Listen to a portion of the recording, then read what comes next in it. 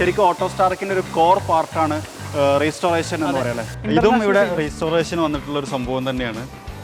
Work നടന്നുകൊണ്ടിരിക്കുന്നു.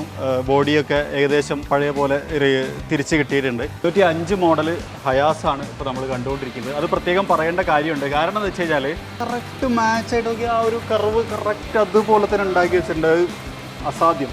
ഈ രൂപത്തിൽ നിന്നാണ് പഴയ അതിലേക്ക് എത്തുമ്പോൾ ഇപ്പം ഇതെല്ലാം മിസ്സായ പാർട്ട് നമ്മൾ റീക്രിയേറ്റ് ചെയ്യുന്നത്. നമ്മളിപ്പോൾ ആ ഒരു ഷേപ്പിലേക്ക് റീക്രിയേറ്റ് ചെയ്തുകൊണ്ടിരിക്കുകയാണ്. അതായത് A to Z നമ്മളൊരു ടീമായിട്ട് ഇങ്ങോട്ട് വന്നാൽ മതി. പിന്നെ വണ്ടി ഉണ്ടാവും കേട്ടോ.